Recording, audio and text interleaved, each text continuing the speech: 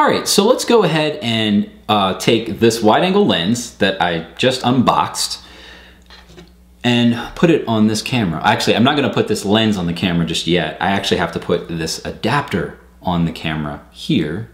So then that lens, this is threaded, can be put on this really small camera, this really big lens. It's interesting. Anyway, Mark over at HD Hat has a tutorial on this, but I wanted to go ahead and try it myself using this.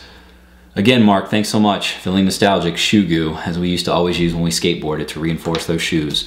Anyway, let's take a look and see how hard this process really is, okay? Okay, so Mark has a pretty good tutorial on there as far as how to put this on. Of course, some of these are the items that there's the lens, that I received in the mail here from Mark at HD Hat at hdhat.com. So we're gonna take a little bit of this shoe goo and put it on this. Now this is the back of this adapter. What I did though, there was around the sensor, Mark cuts a piece out for the sensor here, right there, for this sensor that is right there. Thank you, Mark, for doing that. There was a little bit of a nubbin on there, as I like to call them, and I went ahead and just lightly sanded that with some 220 grit sandpaper that is pretty multi-purpose. You can use it on wood or on metal, and I kind of got that nubbin off because I'm going to put this adapter on this particular device here. And even though it's going to be on there, I just didn't want it to have a disadvantage of being lifted in some way, because there was a bit of a, like I said, just kind of, as I always like to say, a nubbin that I had to get rid of. All right, so Mark actually talks about just putting on a layer, thin layer of adhesive on here, and minus this section here, because you don't want to get glue on the sensor itself, so you want to leave that one open. Now I don't have a toothpick because he says roughly about half an hour after this is placed on the camera itself, you're going to want to go around with a toothpick to kind of get that excess glue off. I'm actually using a coated paper clip. So how inventive. And so that way it won't scratch the camera itself, and it should provide me with what I need as far as getting that extra glue off. So let's go ahead and do this, all right? All right, so the glue itself needs to be punctured. I'm gonna go ahead and puncture it. Gosh, I should probably like open the windows. Oh, it's flowing already. Probably because of the altitude and the fact, whew, I'm gonna have to open the windows up. All right, so what we're gonna do here is put a layer of glue on the lens. Sorry, not the lens. Don't put any glue on the lens. Actually, speaking of which, the lens is right here. I don't want to get any glue. All right, so I'm going to put a layer, be careful not to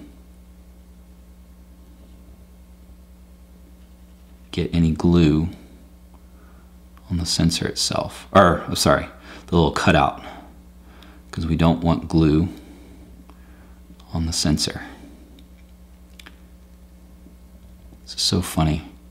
I just haven't used this stuff in years.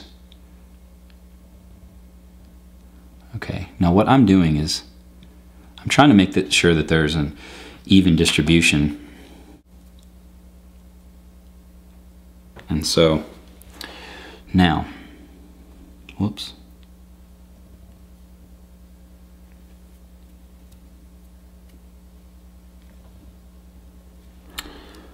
All right, we're gonna go ahead and place this on the camera.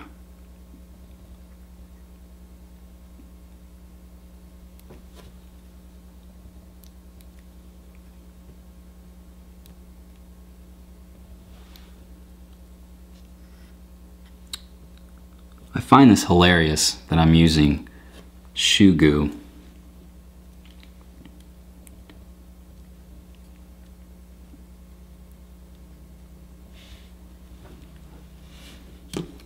but I hope I won't find it hilarious in the way that the lens falls off. Okay. All All right, so what we're gonna do is let this dry for 30 minutes, and then I'm gonna take this little get up here, this coated paper clip, and go around and get all the excess off that I can.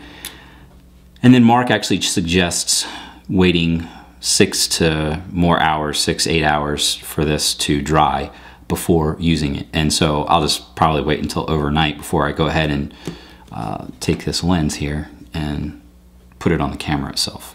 So we'll see. All right, Mark, hopefully this setup's gonna be great for me. I think it will. And I don't know, thanks so much for watching, and we'll see. And probably what I'll do is another quick clip on how to just go ahead and put this lens on and see what it all looks like when it's all together.